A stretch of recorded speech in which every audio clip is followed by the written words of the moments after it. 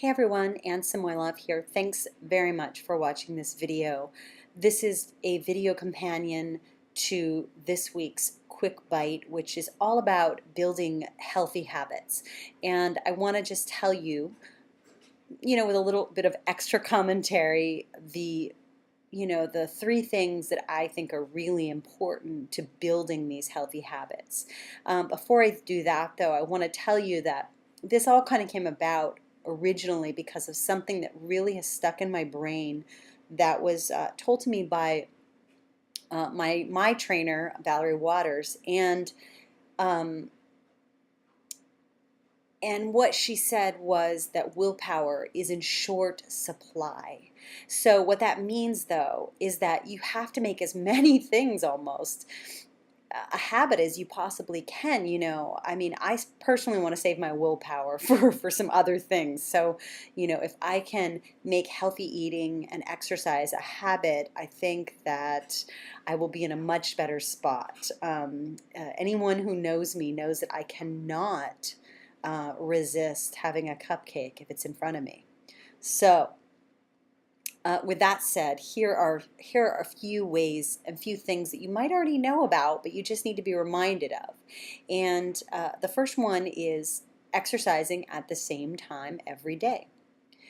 Whether that's the morning, the evening, in the middle of the day, during your lunch hour, whatever it is, whenever you feel, whatever time pops in your head as a good time to work out, try it. If it doesn't work, if you find that you're canceling it a lot or you're skipping it, then maybe it's just not the right time. Spend a few weeks figuring that out, and then once you do, just stick to it. And even if on some days you don't have quite enough energy to do a full workout, just show up and do as much as you can, and know that you haven't broken the kind of building of the habit, because that's really important. It's just layering, and day by day by day by day you build that base, and then all of a sudden it is a habit. So I highly recommend doing that. And I know for myself, I must work out in the morning, and if anything kind of screws that up, I am really, it's very challenging for me to get that workout any other time of the day but the morning. There's always an episode of Lost. There's always something that I want to do online, or there's always a video game I want to play. I don't know, there's always something that I can put there. Or, maybe I just want to hang out with my husband and, have dinner. So I say get it done. For me, earlier the better, but that might not work for you depending on what your schedule is. And then also there's Mila, so I definitely need to get it done as early as possible. And I know you mommies out there know exactly what I'm talking about, because there's all these things that can just kind of slam in, come out of nowhere, and then look at you. You have no time, or all of a sudden you perceive that you have no time, even if you actually do. The second thing I would suggest is it's kind of related to the first, but not really. Schedule your workouts just like you would a doctor's appointment. And I did another take of this video, and I will give this suggestion again, and that is, I always thought it was funny how people felt bad about going away from work to go to Pilates, I don't know, to go get their hair done. Well, maybe that's a little iffy, because then you come back and you smell like, hair products or whatever. But think about this. People get smoke breaks all day long. 15 minutes, I think, twice a day. So there's half an hour, and you can't say you have an appointment and go to it and take a class, whatever it is, go to the gym, and then come back to work. I mean, come on. I know it's maybe will make you feel guilty or somehow like you're skipping out on work, but that hour is going to re-energize you, and you probably will be more productive for the rest of your day if, let's say, you do it in the afternoon or at lunch. So I think it's a great idea. And if I'm ever working in an office again, which I highly doubt, but if I am, I will always take time out to work out, because I think it is important, in order to prevent having to be at the doctor's all the time. If you're taking care of yourself, you're not going to have to leave for tons of appointments. So the next one is also along those same lines of like making it an important part of your day, and that is logging your workouts, journaling about your food, and I'm at a point right now where I go back and forth about journaling and logging workouts.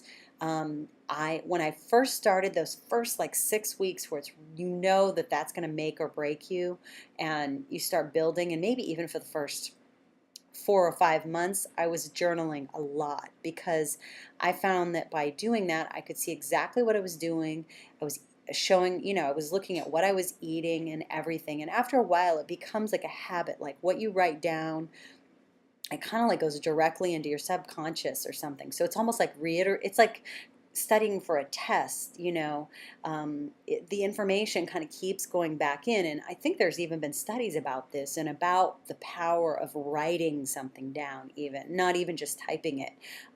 So even now, even though I don't log my workouts on that often on the Red Carpet Ready forums, I do write them down in a notebook. So kind of play around with that. And you don't have to do it, but I do think that at the beginning, journaling is a huge, huge plus, and it will definitely help you build that habit.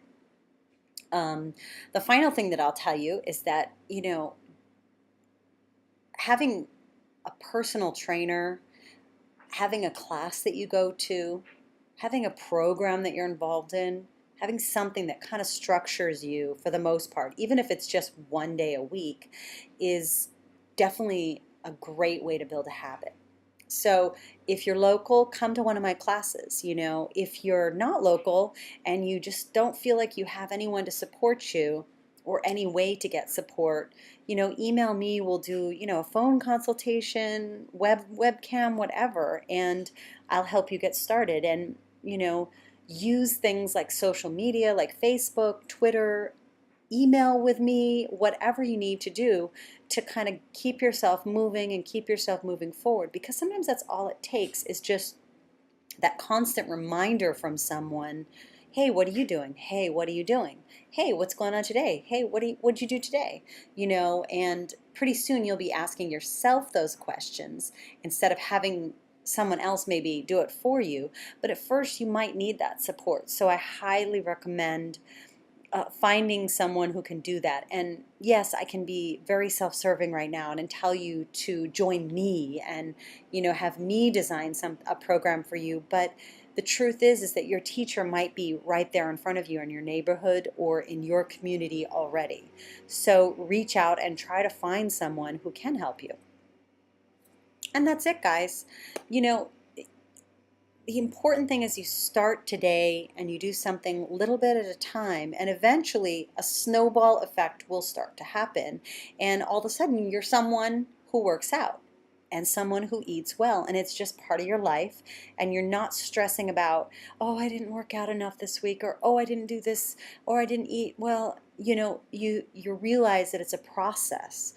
And as the process goes along and you layer on more and more days that you've done something consistently, you will grow this habit, and it will become just as like, I won't say as easy as brushing your teeth, because that is kind of one of those things where you're like, did I brush my teeth today?